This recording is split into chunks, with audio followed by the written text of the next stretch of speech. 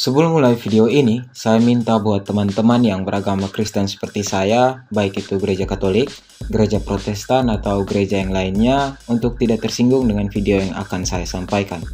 Karena video ini adalah sebuah pembahasan teori konspirasi yang berhubungan dengan agama dan kepercayaan kita.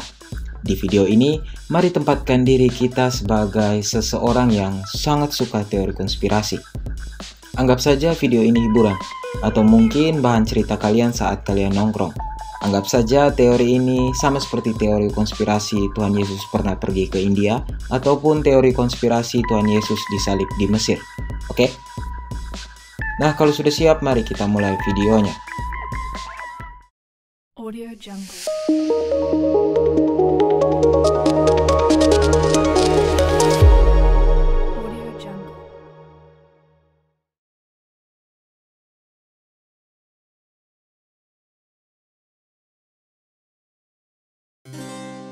First of all, I'm gonna tell you about the basic of the Priory of Zion. Alurnya akan seperti ini. Pertama, saya akan bicara mengenai legenda dari teori konspirasi ini, dan berikutnya saya akan berbicara melalui fakta sejarah yang endingnya akan sangat memalukan. Nah, menurut teori konspirasi ini, The Priory of Zion atau Biarawan Sion adalah nama dari sebuah organisasi rahasia gereja. Beberapa orang juga menyebut mereka sebagai sebuah ordo gereja Katolik Roma. Nah, beberapa dari kita mungkin tidak tahu siapa mereka. Tetapi buat beberapa dari kita yang paling tidak sudah membaca buku Holy Blood, Holy Grail, or The Da Vinci Code, mungkin tahu siapa mereka. Atau tidak pernah dengarlah nama mereka. Nah, di dalam buku-buku tersebut, terdapat sebuah narasi yang mengatakan bahwa organisasi ini adalah organisasi super rahasia milik Gereja Katolik Roma yang aktivitasnya sangat tertutup. Bahkan ketertutupan mereka ini melebihi aktivitas Knights Templar yang biasanya menjadi pusat teori konspirasi di dalam gereja. Nah, alasan ketertutupan dan kerahasiaan mereka ini sebenarnya berhubungan erat dengan tujuan utama dan satu-satunya tujuan kenapa mereka didirikan, yaitu menjaga, melindungi, dan merahasiakan keberadaan dari keturunan Tuhan Yesus Kristus. Yap, kalian sudah dengar sendiri, tugas dari The Priory of Zion adalah menjaga, melindungi, dan merahasiakan sesuatu yang benar-benar bertentangan dengan ajaran dan keyakinan yang dianut oleh kita. Dan tentu saja, hal-hal yang mereka jaga ini bisa mengubah sejarah yang sudah diajarkan ke seluruh penduduk dunia. Teman-teman, when I first saw the Da Vinci Code, I was like, sorry, my brain cannot compute that right now, and it is starting to hurt my brain. Nah, berdasarkan pemaparan tadi, hierarki dari The Priory of Zion ada di atas organisasi atau ordo gereja lainnya. Who are you? There have been many names. The Keepers, Guardians, the Priory of Zion. But to you? Bahkan, di buku The Da Vinci Code sendiri, dikatakan bahwa Knights Templar adalah tentara militer milik Ordo The Priory of Zion. Kenapa mereka bisa sebesar itu? Ya, kembali lagi kayak tadi, mereka memegang rahasia yang sangat besar. Dan juga waktu itu gereja sedang berada di bawah masa-masa akhir perang salib. So, kalau rahasia ini terbongkar, bisa saja memicu perpecahan yang dapat mengurangi kekuatan gereja yang saat itu baru saja selesai bertempur melawan pihak muslim. Nah, itu tadi deskripsi singkat yang paling gampang ditemukan kalau kita bertanya siapa itu The Priory of Zion. Tapi, apakah penjabaran tentang mereka hanya berakhir di sana? Tentu saja tidak. Sebagai sesama domba yang tersesat, yang haus pengetahuan, saya akan ajak kita semua untuk mundur ke belakang, melihat bagaimana awal mula pembentukan dari The Priory of Zion dan konspirasi-konspirasi yang menyelimutinya. So, let's go!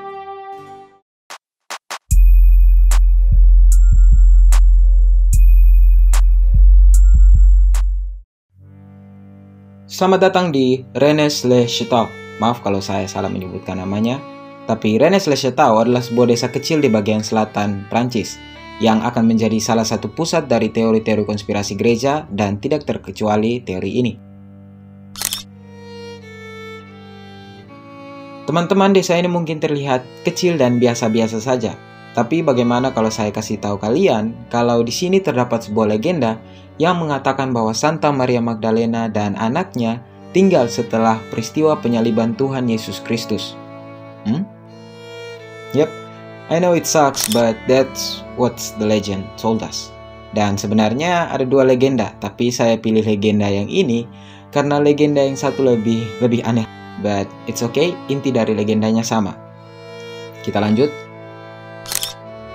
Nah, diceritakan setelah penyaliban terjadi, salah satu pengikut Yesus yaitu Yosef dari Arimatea membawa Santa Maria Magdalena dan anak Tuhan Yesus pergi dari rumah mereka untuk lari ke tempat yang lebih aman, dan akhirnya mereka sampai di Prancis dan mereka lari ke Rennes-le-Château. Di sini, Santa Maria Magdalena menghabiskan waktunya di dalam pelarian dan akhirnya meninggal. Setelah agama Kristen masuk ke Prancis, dibangun sebuah gereja Katolik pada abad ke-8 Masehi, dan Santa Maria Magdalena dipilih untuk menjadi nama dari gereja ini untuk mengenang masa hidupnya di Rennes-le-Château. Lalu, bagaimana dengan anaknya? Teman-teman, sebelum tahu mengenai nasib anak mereka, ada baiknya kalau kita tahu dulu siapa nama anak ini. Yang sayangnya sampai sekarang tidak ada naskah yang menyebutkan nama pasti dari anak mereka. Kenapa tidak pasti? Alasannya karena ada banyak sekali nama yang diberikan oleh para teoris konspirasi di luar sana. Seperti Sarah di The Da Vinci Code, ada juga Judah di dokumenter The Tomb of Jesus, ada Tamar, ada Yosef, ada Jesus Justus, dan ada Maximin, The Fruit of Jesus, dan beberapa lagi. Tapi tenang teman-teman, di sini paling tidak kita punya dua nama yang akan melengkapi teori ini. Yang pertama adalah Sarah, karena salah satu acuan dari video ini adalah The Da Vinci Code dan Holy Grail Holy Blood. Dan yang kedua adalah Yosef, yang diambil dari video Merovingian Family Tree yang saya dapatkan yang juga menjadi dasar dari video ini. Tapi di video ini saya akan memakai nama Yosef karena alur keturunannya itu lebih jelas. Dan sudah dilakukan penelitian lebih lanjut bahwa nama Yosef berkemungkinan besar menjadi nama keturunan yang pasti dibandingkan dengan Sarah. Nah, kita lanjut. Nah, setelah Santa Maria Magdalena meninggal, anak mereka Yosef menikahi seorang putri tokoh penting di desa itu. Dari perkawinan ini tentu saja keturunan Tuhan Yesus dan Santa Maria Magdalena terus berkembang, dan akhirnya sampai pada keturunan mereka yang bernama Pharamond. Nah, teman-teman, Pharamond is special. Why? Karena bisa dibilang kehadirannya akan menjadi awal pembentukan The Priory of Sion.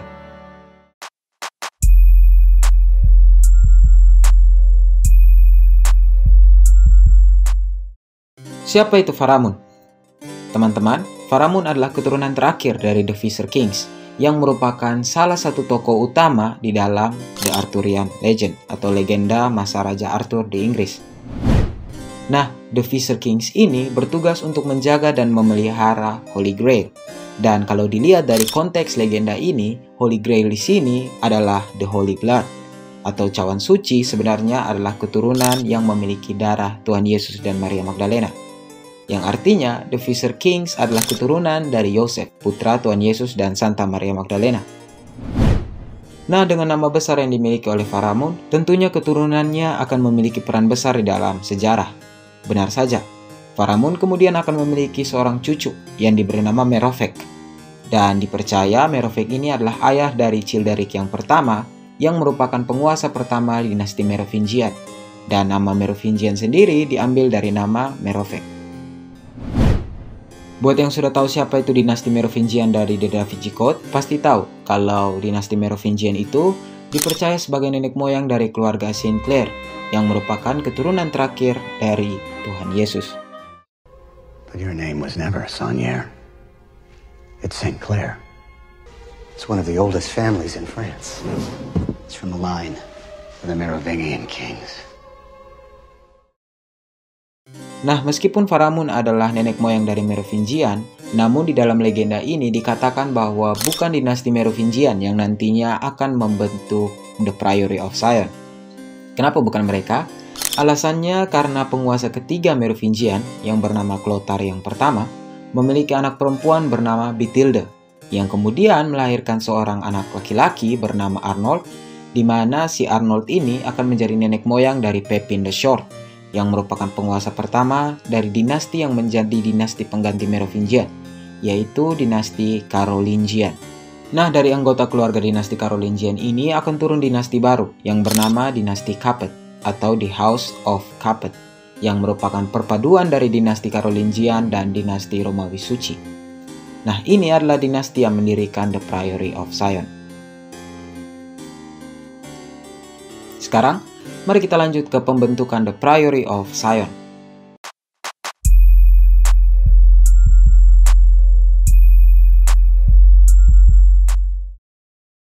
Perang Salib yang pertama meletus di tahun 1096 dan berakhir pada tahun 1099 dengan kemenangan diperoleh oleh pihak gereja. Karena itu, perayaan besar-besaran akhirnya dilakukan. Semua kerajaan yang membantu perjuangan tentara Perang Salib merasakan sukacita yang luar biasa. Namun di satu sisi, ada pihak yang tidak merasa tenang dengan kemenangan tentara gereja. Dia adalah Philip yang pertama dari Prancis.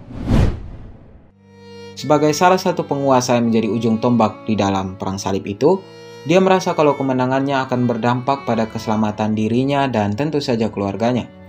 Terlebih, karena dia sadar bahwa dia adalah salah satu keturunan The Holy Blood, yang artinya dia memiliki garis keturunan asli dari ayah dan ibu. Karena itu dia memerlukan pengawal pribadi yang setia dan akan melindungi keluarganya. Akhirnya Raja Philip yang pertama meminta Raja Kerajaan Yerusalem yang pertama yang bergelar Godfrey of Bouillon untuk mendirikan sebuah organisasi rahasia untuk melindunginya dan keluarganya. Akhirnya Godfrey mendirikan sebuah organisasi atau mungkin ordo yang berkedok Ordo Our Lady of the Mount Sion di Bukit Sion, Yerusalem. Ordo ini bertugas untuk menjaga garis keturunan dari dinasti Merovingian. Dan di dalam kasus ini artinya monarki Prancis. Nah, ordo inilah yang dipercaya menjadi cikal bakal The Priory of Sion. Dan mereka dipercaya juga sudah bertugas mengawal rahasia ini dan menjaga monarki Prancis selama bertahun-tahun. Nah, berangkat dari sini, eksistensi dari The Priory of Sion dimulai dan dipercaya masih ada sampai sekarang. Setidaknya begitu kata teori ini. Sebenarnya di dalam teori konspirasi ini terdapat banyak sekali pertanyaan. Salah satunya adalah apakah The Priory of Sion hanya melindungi keluarga Holy Blood dari monarki Prancis atau juga mereka melindungi Holy Blood di luar keluarga itu. Namun yang pasti setelah abad ke-14, eksistensi dari The Priory of Sion sudah dipertanyakan. Terlebih setelah peristiwa Friday the 13th, di mana tentara mereka, The Knights Templar, dieksekusi oleh pihak gereja itu sendiri dan oleh keluarga mereka sendiri. Kalau tidak salah itu Raja Philip ke-4 atau 6, lupa. Tapi bukan itu pembahasan video kali ini. Oke, kita lanjut. Nah, akibatnya keberadaan mereka yang sangat rahasia benar-benar menjadi rahasia, bahkan dikatakan hampir punah. Dikatakan di dalam buku The Da Vinci Code bahwa sisa-sisa The Priory of Sion juga diburu oleh pihak gereja untuk membungkam mereka. Begitu juga dengan sisa-sisa keturunan yang dicurigai memiliki The Holy Blood. Akhirnya eksistensi dari The Priory of Sion sudah dianggap punah. Nah, terus muncul pertanyaan lagi, kalau sudah punah, bagaimana bisa nama The Priory of Sion muncul lagi dan diketahui oleh penulis-penulis besar, bahkan beberapa bukunya menjadi bestseller? Nah, untuk menjawab pertanyaan itu, saya ajak kita semua kembali ke Rennes le Chateau. Tepatnya, kita akan mengunjungi Father Francois Berenger Saunier, seorang biarawan yang ditempatkan di tempat itu semenjak tahun 1885 atau abad ke-19 Masehi. Dan untuk memudahkan, mari kita panggil beliau di dalam video ini sebagai Father Saunier.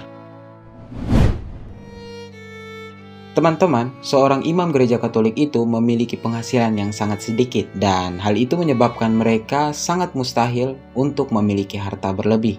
Apalagi untuk seseorang yang ditugaskan di tempat terpencil seperti Rennes le Chateau.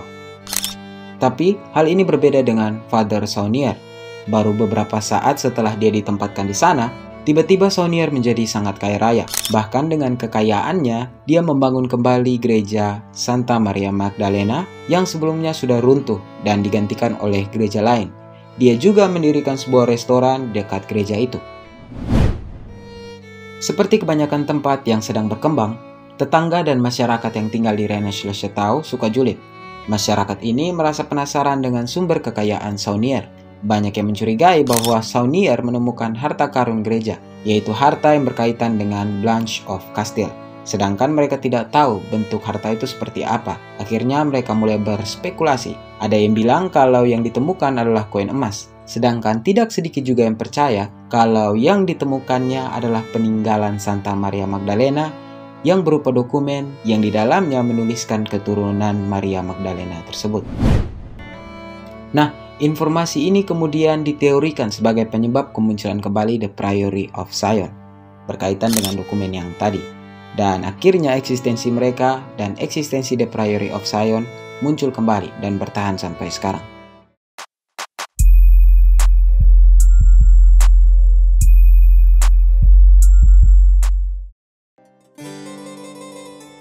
Pada tahun 1975, Perpustakaan Nasional Prancis menerima sebuah kiriman dokumen dengan judul Les Dossiers Secrets.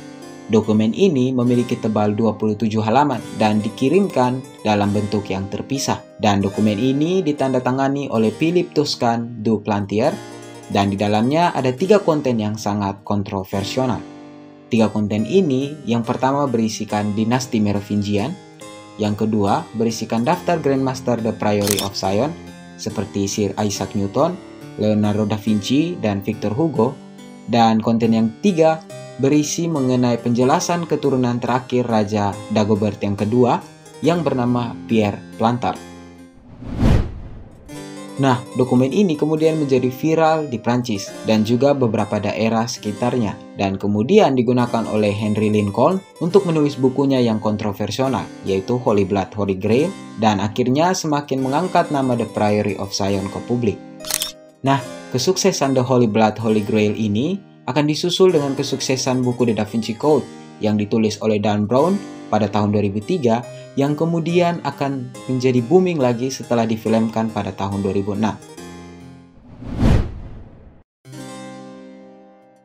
Nah, dengan adanya dokumen ini, eksistensi dan keaslian dari The Priory of Sion seolah tidak dapat diragukan lagi. Gereja akhirnya dipandang menyembunyikan kenyataan pahit bahwa Tuhan Yesus memiliki keturunan. Berbeda dengan fakta yang selama ini kita yakini bahwa Tuhan tidak memiliki keturunan. Jangankan keturunan, istri saja tidak ada. Tapi ya sudahlah. Namun apakah benar begitu? Kalau benar, seharusnya semenjak dokumen ini ada, gereja harus mengakui kebohongan mereka. Namun sampai sekarang tidak ada pengakuan langsung dari gereja. Apakah gereja masih merasa tidak bersalah dengan adanya bukti sebanyak ini? So guys, for those of you yang merasa bahwa gereja sudah membohongi kita, akan langsung berubah pikiran kalau saya bilang eksistensi dan kisah The Priory of Sion ini adalah sebuah kebohongan cerdas yang diciptakan oleh beberapa orang untuk mengambil keuntungan. Yap, benar. Di video berikutnya saya akan memaparkan fakta membagongkan mengenai eksistensi The Priory of Sion. Dan di video yang kedua itu durasinya akan lebih singkat dari video pertama. Karena video pertama ini sudah terlalu panjang. Jadi, see you on the next episode.